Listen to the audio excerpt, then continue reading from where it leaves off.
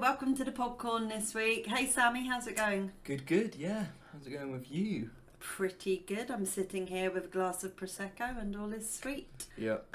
So... You get progressively funnier and funnier as the podcast, as the podcast goes on, yeah. So, last night we had a fun evening watching Everything, Everywhere, All at Once. Mm-hmm. What do you think? I mean, Jesus Christ. The name is accurate to what the film is like, I'd say. It's pretty bazonkers. It is. Can I just give a bit of background to this as Yeah. well? So, I first tried watching it probably after it had won the Oscar for Best Picture. I managed about 20 to 30 minutes, probably just past the bit where Jamie Lee Curtis first starts to go a bit batshit crazy in her office, and then decided it wasn't for me.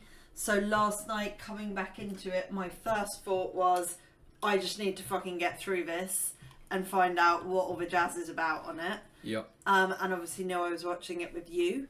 I will say the third person we were watching it with, well, actually 4 people by the end of the movie. So the third person we were watching it with, your dad, fell asleep several times throughout it. The fourth person, your younger brother, came down about halfway through and was we like... had to explain it to him. Well, we didn't really. We were a bit like, we're not sure, it's about parallel universes. And then he kind of sat and watched it and was like, this is crazy. Weird. Yeah, this is weird. But I think he came in right it. at the butt plug fight scene.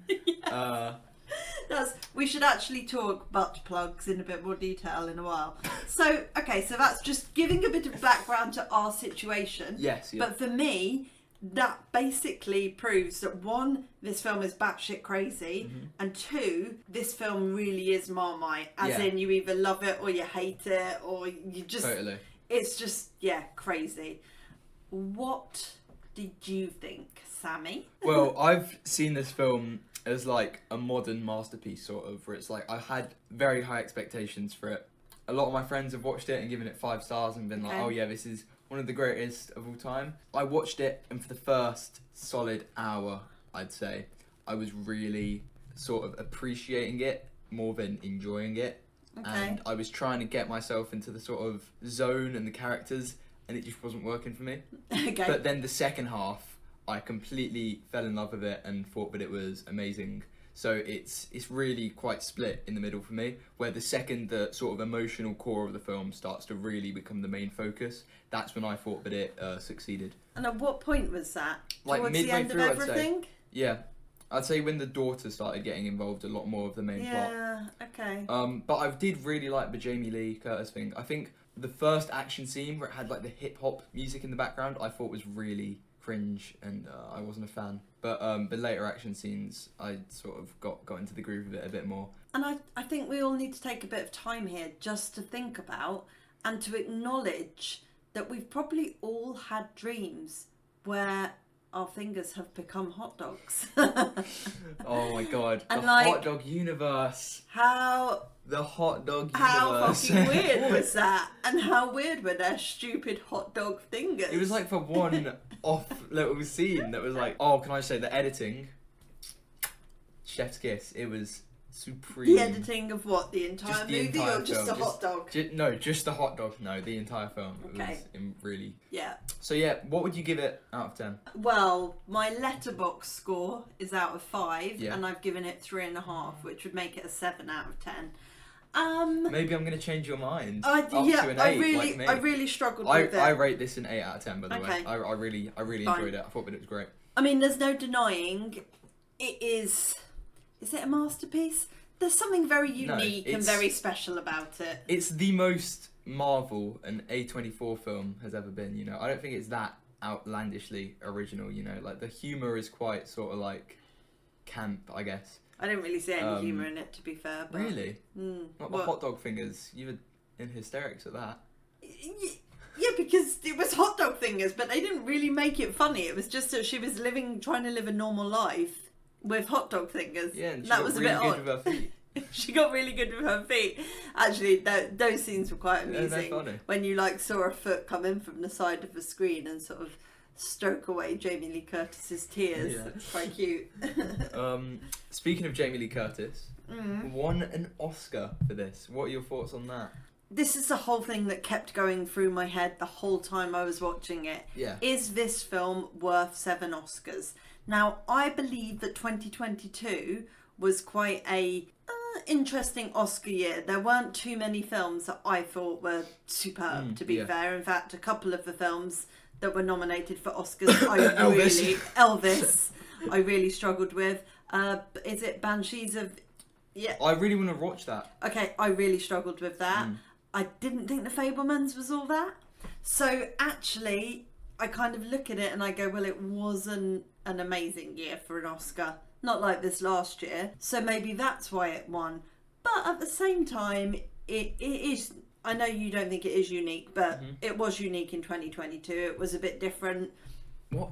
I'm not saying it's not unique. I'm just saying that it's not like as crazy original as everyone says it is. You know, like it's sort of the multi-verse concept isn't as new as it used to be. No, but I guess the way that they deal with it, with a sort of diverse family and a woman who's, you know, middle-aged and kind of going through a bit of a midlife crisis, that is slightly different. Yeah, so what are you asking me here? Was it worth the 7 Oscars? Yeah. Should Jamie Lee have won her Oscar? Yeah. Should it have got Best Picture? Yeah, it was fine. Michelle Yeoh, should she have got Best Actress? Yeah, she was pretty good in it, actually. She was quite versatile. Alright, well, let's flip on and think about Jamie Lee Curtis's Oscar.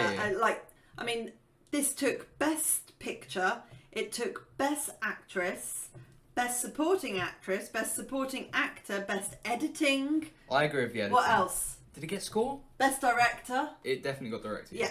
So, I mean, those are 6 biggies. I was actually quite surprised that Jamie Lee Curtis won it after watching it because, don't get me wrong, I love Jamie Lee Curtis. I've been raised on this woman since Trading Places and she is an absolute babe. She didn't really have much of a role in this. I mean, what the fuck? She didn't. We have won an Oscar!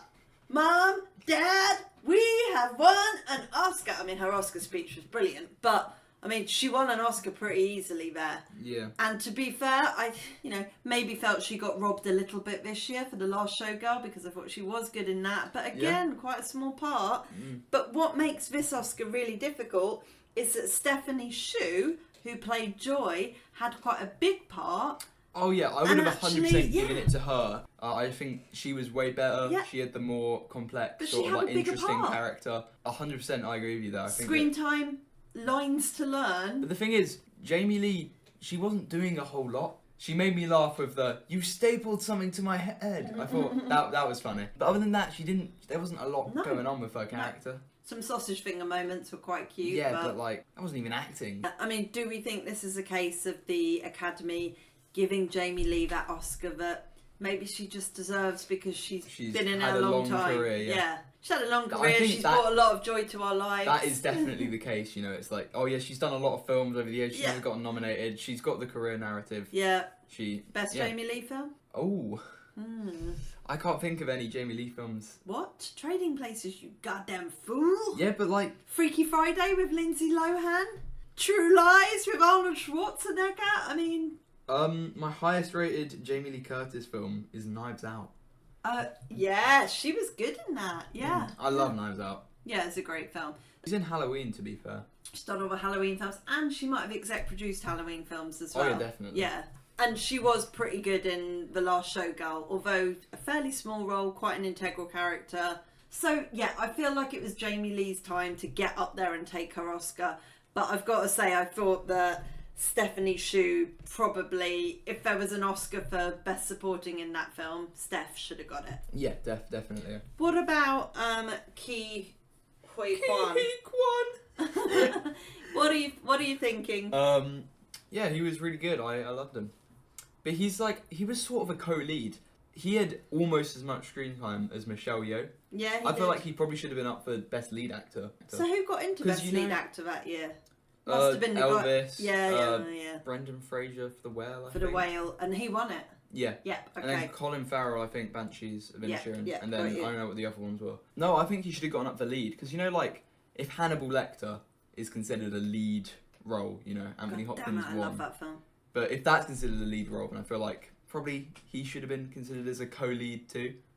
Fuck! That is some debate you're putting out there. Well, I think that No. I think that he had almost as much screen time as Michelle Yeoh. He was like in well over half the film. He was in well over half the film. I am think not he was a denying co-lead. that. Yeah. What is this Hannibal Lecter comparison you're playing around No. with? I'm not saying that he's just like Hannibal Lecter. I'm saying that if Hannibal Lecter has 15 minutes of screen time and it's a lead performance. But Anthony Hopkins was in Silence of the Lambs loads. He was in 15 minutes. Look it up. He Shut was in 15 the front minutes. door. He has those like 3 scenes max. You're bullshitting No, not me. 3 scenes max. He has like very few scenes in that film.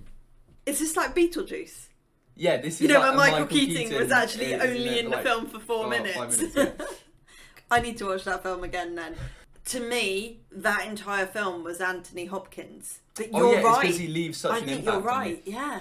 Actually, you're right. You're so right. It's only really the scene where Clarice is chatting to him in the prison cell. And then, you know... And then maybe later on, when he does the murder, but he's not actually there. We just see him disappearing in the face. And oh my God.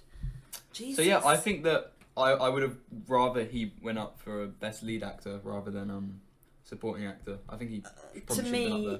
he wasn't strong enough to be best lead actor. Well, I guess that's the same thing with Kieran Culkin last year, isn't it? Like, was he a lead or was he supporting? What for? A Real Pain. Oh, Real Pain. Yeah. Oh God, yeah, tricky. Because he was in the entire film. Yeah. He opened and Yeah. closed the film. And also he was just as much in the film as Exactly, as Jesse Eisenberg. I think that he should have been for best lead actor. Yeah. But, you know, category fraud aside. Yeah, and also, you know, we are not in charge of the Oscars. No, we can't This make is these not decisions. our job. Who is in charge of the Oscars? The Academy. I don't know who the Some main guy big is. cheese sitting there making these decisions that affect our lives. Yeah. I want to talk about the whole idea, just like the core concept of Yes, I want to talk about probability thing, because I think that's really cool. All right, talk to me about that. It sounds really confusing, and I'm going to have to take a sip of prosecco whilst you're going through it because I reckon you're going way too over the top in your philosophies here. No. I just think that it's a really cool idea to have it like you have to do something highly improbable and then you get like sling. I think it's just a cool idea, you know. So you have to do something highly improbable. Finish the sentence. To get slingshotted into like a different multiverse. Oh, like so The when parallel she universe, what did she do? She did something, didn't she? And it then flung her somewhere else. I can't remember what she did. She professed her love to Yeah, Jamie Lee Curtis. and she changed her shoes to be Yeah. on her own feet. Yep, okay. Do we really think it was about alternative universes, or do we just think it was Was a it big... all in her head? Yeah, was it just a big sort of daydream thing about the fact that she wasn't happy in her life and she was thinking, what would have happened if I hadn't married him, if I hadn't had my daughter so young, if I'd have fulfilled my dreams to do this Yeah, or I think do that's that? a really interesting interpretation of it. I see it as like it's got like the world is going to end, right, unless she stops her daughter, who's like in one parallel universe became like this crazy interdimensional psychopath. Just like you do. I just, you know, another day on the job. But then it's also got like the whole reconnecting with her family. Like that's the core of the film. I feel like in the first half, it's definitely a lot more focused on like trying to explain how this whole thing works, and there's a lot less sort of the internal emotional sort of core of the film. And I didn't really care much for what was happening because it's just like it doesn't have any impact on the characters really. But when the second half happens and it's sort of like it's a lot more focused on the emotional sort of like relationships between the core. Because I really like the family dynamic in it. I think that's really well done. Does it remind you a bit of us? No. That sort of hatred towards Not your at all. mum and stuff. Oh, It bless really you, doesn't. you sausage. Let's talk about the reference to other films then. Raccacoonie. Ratatouille. So Ratatouille, obviously. Big Great reference reference. there. Masterpiece. In the Mood for Love. Yeah, there was a little Wong Kar-wai bit where it was like it looked really good. Well, it was interspersed for quite a lot of it, wasn't Yeah, it? that was like the most of everywhere. for the final part of like the intercut sequence of her. This is.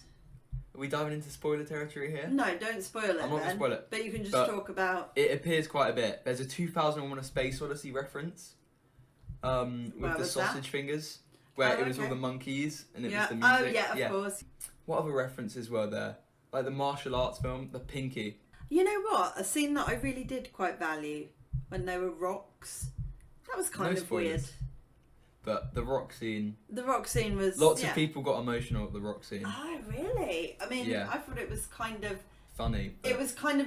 I didn't laugh out loud, but it was done in a way that it kind of appeared funny. But actually it was quite deep, wasn't Yeah, because it's her and her daughter just sort of like sitting there. Yeah. Alright, can we delve into spoilers now? I think we can. we've done enough non-spoiler talk. Can, I want to talk talk we just about... say something though? What? I've got to say, I don't really feel there are any spoilers for this film. I do. I don't really know what happened. I can... Well, we can talk about this in the spoiler section. Spoiler talk for Everything Everywhere All at Once is initiating now. Let's... Beep, beep, beep, beep, beep. Initiating. Go. That was really goofy, wasn't it? This is your opportunity to speak spoilers. Okay. The ending, right? This is, at its core, person reconnecting with her family. Yeah. Because she sort of feels like that she could have done a better... She could have had a better life if she didn't, you know, go with her husband. I feel like the film is about her learning to love her husband again and sort of like... Because they're getting a divorce. It's kind of... Is it also about... Back to my point... Is it also about being grateful for what you've got? Yeah, of course, we all could have done something different. You know, I could have been a ballerina, obviously. I also probably, guys, just probably talk not. about me for a minute. I probably could have been an actress. I could have been a singer. This is the life I'm in. Mm-hmm. And if you constantly, like, hark after a different life, you're never, ever going to be present or happy in this life. But when she started to realise that actually there were things in this life that were good, like she could accept her daughter Joy and her daughter's partner, and it was perfectly fine. You know, they're lovely people, just accept them for who they are. And she could do what she did at the end, which was introduce her daughter and the daughter's partner to her dad. I think that that whole scene where it was like cross-cut with everything else that was happening in the story was pretty amazing.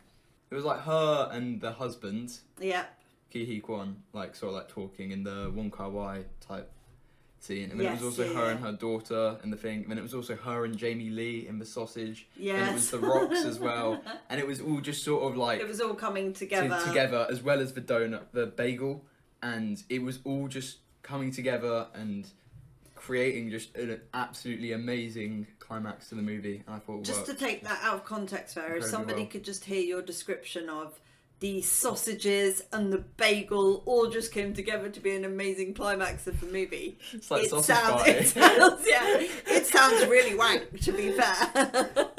Right, let's talk butt plugs. Butt plugs. What were your thoughts on that? Yeah, I mean, he landed on a butt plug. He wasn't wearing any pants. I mean... It was blood. To be fair, if you... That was to save it from getting an 18. Yeah, if you walk around with no pants on, then you might end up with something up your butt. It was more difficult when the other guy then came in and got a butt plug up his arse. Yeah. I don't really have a problem with the butt plugs. It sort of happened.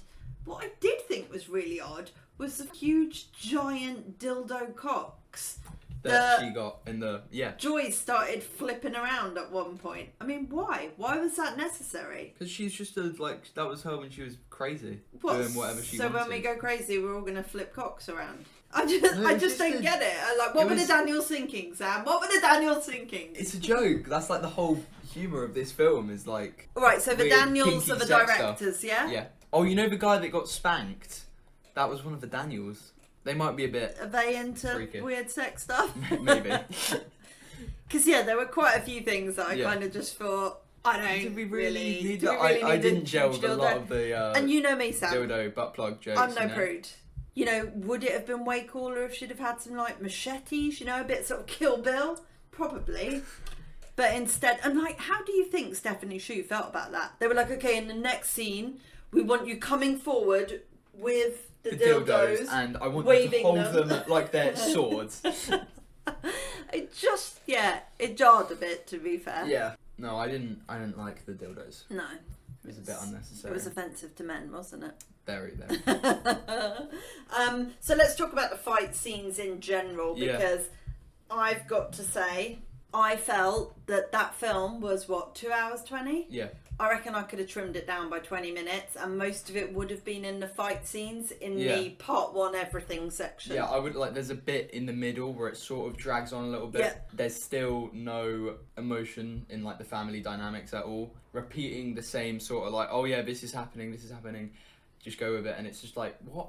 We need more to happen. Oh, what are your thoughts about the fake out ending in the middle? Oh yeah, well, to be fair, that actually came at a bit where I'd noticed your dad was falling asleep quite a lot. And also it had started to drag before that bit. There was a fight scene where she was dressed as a pizza, where I literally Well, no, that was like she got the skills from the self of her. That was like, you know, when they have the big sign and they like flip it around. She got those skills from a parallel I'm going to be version of fair, herself. I'd actually zoned out and started thinking about work for 5 minutes at that point, Ooh. which That's not what you want. That's bad on a Friday night. Yeah. So when it ended, I was a bit like, ooh, and a little bit of me thought, oh, thank God it's ended. But I was Still also another hour and I was 10. also We're just halfway through. I was also angry because I was like, oh my God, that was really shit. Yeah, that film they had not wouldn't end finished it at at all. So I was kind of a little bit relieved when it carried on, because I was like, oh, thank God they haven't just ended it. But because I could have probably cut out It 10 or so definitely minutes does from the drag previous quite a bit in hour, the middle. Yeah. it's. Of course, some of the mechanics he used were brilliant, and you know that worked quite well. I did like some of the, and you probably know the lingo for this, you know, like when they did her face flashing through all the different lines that she had. I mean, I loved the fight scene where it was going through different parallel dimensions, and like it was like different backgrounds, but it was that must have been really hard. Exactly. And that is some fine. I visuals. love the visual of like the shattered glass as well, and it's like the two versions of herself split down the middle, and like just doing two different. And there was another scene as well where her daughter was talking to her, and they put something up in front of them, and it was all of a sudden it was the bagel world. I mean, again, it's random. This is a random conversation to be having. But yeah, I mean, what do you refer to that as? Is that cinematography? Editing. The editing was good. I think that it manages to tie together this just incomprehensible barrage of like insanity in a really good way, because it's just really chaotic, and I think that the directing and editing had to be perfect in order to make everything come together in a cohesive way, and I think that it really works well at doing that. So all my issues with the film are like narratively and sort of like to do with the script and the humour. I really enjoy all the performances. The visuals are great. It could have used a bit of cleaning up the middle bit, especially where it starts to drag. I felt like they could have done a bit more to get rid of that bit, maybe, and just tighten it up. Yeah, basically. What next for the Daniels? Because to be fair, and also, sorry, can I ask a really dumb question? Yeah. No, they won the Oscar in 2022. Yeah. Why did they call themselves the Daniels? Is the Daniels two people or is it one person? Daniel Kwan and Daniel Shiner. And so just to say, afterwards we watched the Oscar speeches, didn't we? And I cried because I cry at everything. So there were not two. This film. I didn't cry at the film. You cry at Red One, but you don't cry at Everything Everywhere All at Once. I'm sorry, but there were some valuable moments in Red One. Oh my God! I hate Red One. Oh my fucking God. I mean, just to say, like... It was laughably funny. I have a true lifelong affinity with Father Christmas. But Father Christmas not being able to do his deliveries...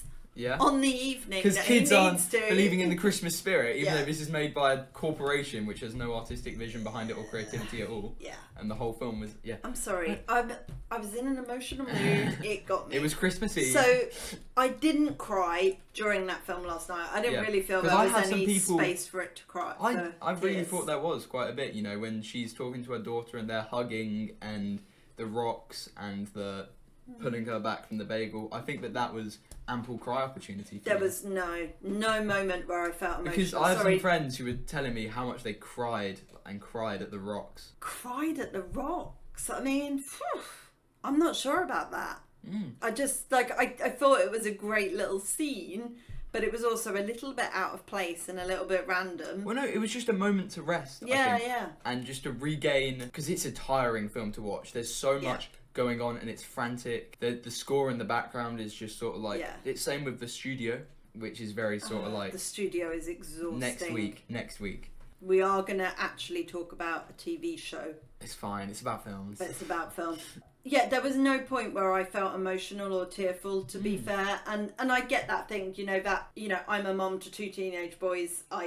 You're one of them, lucky boy.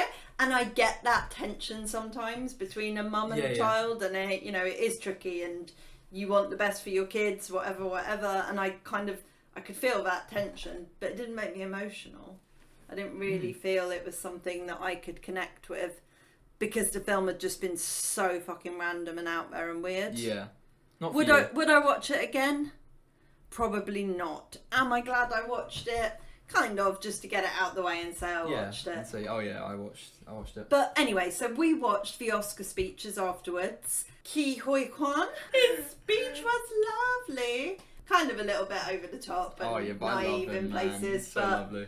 It was nice to watch, and for me, like, to think of him as Data out of the Goonies, and what was his name in Indiana Jones? Short stuff, or he was a bit of an icon as a kid for me. To see him as an adult go up and win Best Supporting Actor, and how proud he was amazing. So that was lovely to see. It was also great to see the old dude out of Big Trouble in Little China, who doesn't really seem to have aged that much since I was a kid. He's 92. Yeah, okay. Look him up in Big Trouble in Little China, though. He hasn't changed much. And to see Michelle Yeoh, really good. It actually reminded me that I need to go back and watch some of her earlier films. Yeah, I want to watch Crouching Tiger, Hidden Dragon now. Because they were really great. She was good in it, yeah. This film showed her in a little bit of a rawer form, because usually she's really done up very glamorously, beautifully, that kind of like totally immaculate skin. So it was quite different to see her in this film. Mm-hmm. It's just a really honest and good performance, I think. Yeah, definitely. And I love the idea of like, it's not actually alternate realities, it's just her sort of thinking, oh, what would happen if this is this? Because I guess that's what the whole point of the film is. It's like, sure, if you didn't make these decisions, then you might have ended up someplace that's like better, quote unquote. You got to sort of appreciate where you are in real life now. Yeah, and the fact that it kept cutting back to that scene where she's at the table laying out her bills just made me think that. Is it just her going through the motions of what could have been? And yeah, that's that's what parallel universes are. Especially sort of like her divided attention in the scenes where it's like she's not really focusing on... She's off in sort of fantasies instead of focusing on like what really matters in real life, especially like where they're talking about the taxes. And I don't want to be a cheesy old shit. But I'm going to be. That also is quite symbolic of day-to-day life, where we're all so busy looking at our phones or thinking about what we're going to do next, but we're not actually focusing on the times that we've got together. If you didn't catch that because it was too high pitched, she said the times that we have together. Yeah, and Sammy and I are now holding hands. Kind of. Get away from me. But yeah, maybe it is symbolic of all of those things. And that's why for me it's like a bit like, it was a bit crazy, but I can actually see some messages sort of, the more I think about it. Especially the sort of like whole like nothing matters idea, where it's just like... And also the title of the film. Everything Everywhere All at Once. But think about it all separately. So everything, and it's everywhere, and it's all at once. And like for her, that's what she was going through. Yeah. It was just so chaotic. She was probably a little bit depressed, to be fair. She didn't really know what she was doing with her life, Yeah, and all of that kind of was summarised beautifully in the title of the film. Mm-hmm. So Everything Everywhere All at Once. If you haven't seen it, would we really good. I'd highly recommend it. It's a great movie. Have you changed your rating now up to an 8, or after thinking about it more? Are you asking me to? No, I'm just... Have you? I'd do anything for you. Okay. Is it still a 7 out of 10? No, maybe I will push it up to an 8. Ooh. Maybe I will. I definitely think it's left me thinking. Yeah, and actually when you get a film that leaves you thinking about it a lot, in a similar way that Brutalist did that for me, where I was still humming the tune and thinking about it weeks later, you kind of go, actually, I can't diss this film. Whereas something like June, I didn't think about that after I went to see it ever. Well, I actually thought about June today because watched the David Lynch one. Ah, the original. Yeah, man. And? Yeah, it's messy. It's messy. Do you prefer the new June? Absolutely, yeah. It's not. The it's new not good. chicken nugget? But Everything Everywhere All at Once, I'd highly recommend it. It's a great film. 8 out of 10. What about you? Alright, I'll give it an 8 out of 10 then. Alright. Okay, so coming to the end of the Podcorn now, Sammy, tell us what we've got to look forward to next week. The Studio with Seth Rogen. We're just going to... Talk about all 10 eps. There's a lot of it to talk about. because the season finale is happening this week. Yeah. And it's actually taken our household by a bit of a storm. Is that a correct phrasing? We're loving it. We've really loved it, basically. So much fun. And it's about film, and it picks up on some really interesting film themes. So we're going to cover that off next week. But for now, have great weeks, everybody. See you soon. Bye. Bye.